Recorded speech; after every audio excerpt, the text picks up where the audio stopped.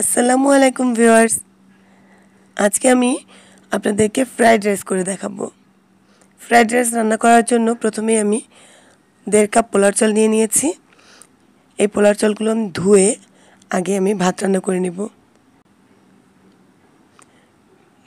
Viewers, দেখুন কি সুন্দর ঝরঝরে ভাত রান্না হয়েছে। এখন একটা প্যানে আমি দিয়ে দেব খানিকটা তেল। তেলের মধ্যে আমি দিয়ে দেব 2টো ডিম।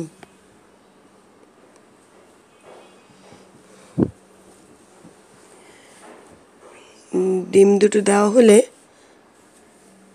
এর মধ্যে লবণ দিব।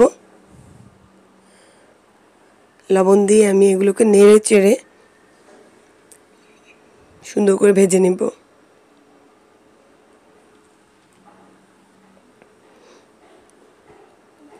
ডিমটা ভাজা হলে আমি তুলে রেখে ওই একই প্যানে আবার তেল দেব। তেল দিয়ে এর মধ্যে আমি আগে থেকে ম্যারিনেট করে রেখেছিলাম খানিকটা মাংস, মুরগির মাংস। মুরগির মাংসের মধ্যে আমি 1/2 চা চামচ আদা রসুন বাটা আর 1 টেবিল চামচ সয়া সস দিয়ে রেখেছিলাম। এগুলো এখন আমি ভেজে নেব।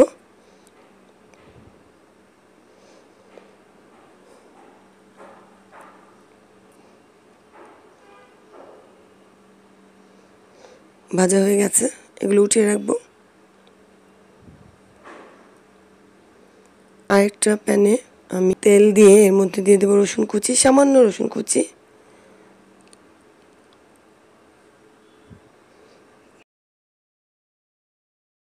হালকা ভেজে এর মধ্যে দিয়ে দিব কাঁচামরিচ 4-5টা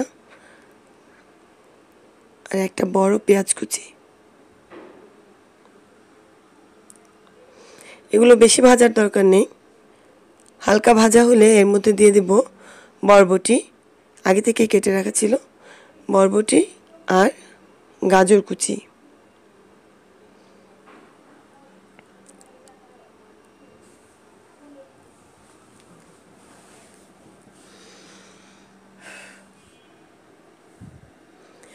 দিয়ে দেব সামান্য লবণ। লবণটা সামান্য পরিমাণ দিতে হবে, কারণ লবণ আবার পরে দিতে হবে।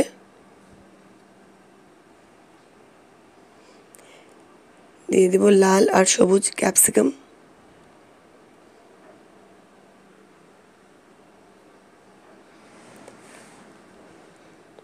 এখন দিয়ে দেব আগে থেকে ভেজে রাখা ডিম আর মুরগির মাংস।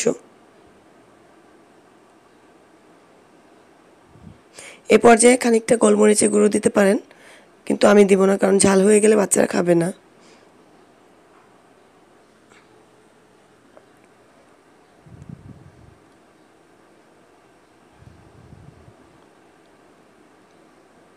এখন আগে থেকে তৈরি করে রাখা পোলাও চালের ভাত দিয়ে দিলাম। একবারে পুরোটা দিব না,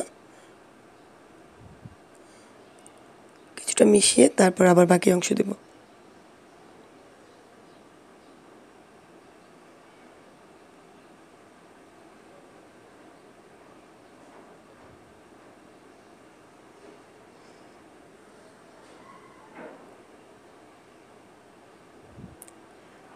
এখন নেড়ে চেড়ে মিশিয়ে নেব। এখন দিয়ে দেব 1/2 কাপ সয়া সস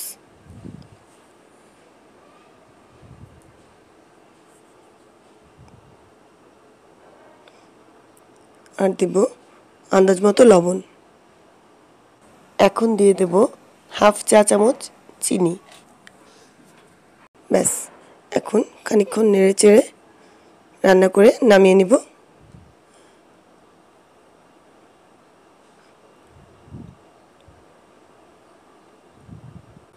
তো ভিউয়ার্স, হয়ে গেল আমার ফ্রাইড রাইস।